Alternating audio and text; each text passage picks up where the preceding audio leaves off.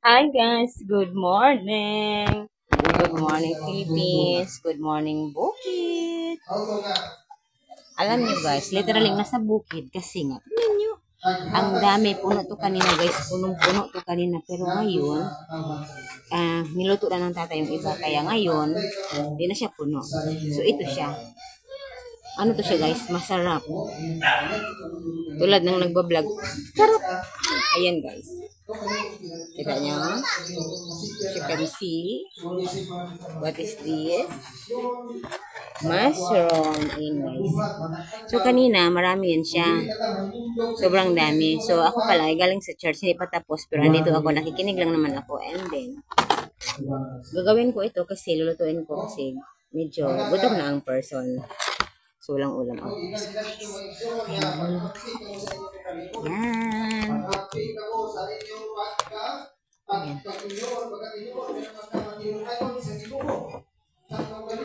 So, ayan. Ito ang ating gagawin for today's vlog. Ayan. Alam nyo guys, ito, mamaya na ito lilinisan. Puputulin kasi ito. Puputulin itong mga, yun bang mga root? Ano ba yun? Tawag doon. Yung mga ugat. Yung nakaturok sa lupa. Ito ay puputulin.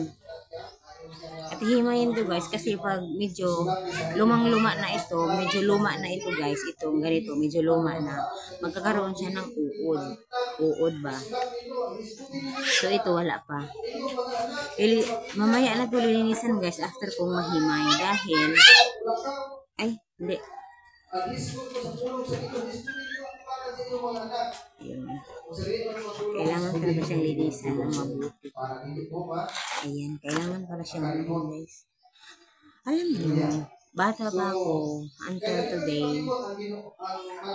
Sanay kami nito sa bukid guys kasi marami talaga ito sa bukid. Mamaya, maghanap tayo sa gubat. Yung gubat na sinasabi ko dyan sa harapan ng aming bahay, maghanap kami mamaya ng kapatid ko. So yun, Sunday ngayon, so rest day natin. So, andito tayo sa bahay. And then, chadadang, chadadang. Alam nyo guys, kanina punong-puno to. Ito ay nakita ng tatay kanina doon sa dyan.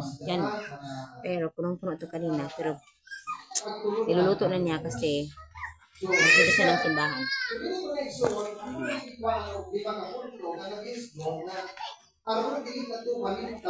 So, tanggalin natin. Ato panangaliwatan sa internasyon mo ito. Ano na pwede makapulo na pumpos niya sa dato makatinapo. So, ganito yung din mo ito. Una, bantay ang imong kaugalingon, no? Kalingon ng person. Bantayin ang kaugalingon ng igsuon. So, sa mga imong mga igsuon nga, Uhugasan to. Uhugasan. Hugasan to guys. Sayang ko galingon kay sa matag desisyon nato sa itong kinabuhi, sa matag buhat ko na to, pwede ka makasala. Ito, maluma na siya, may uod na.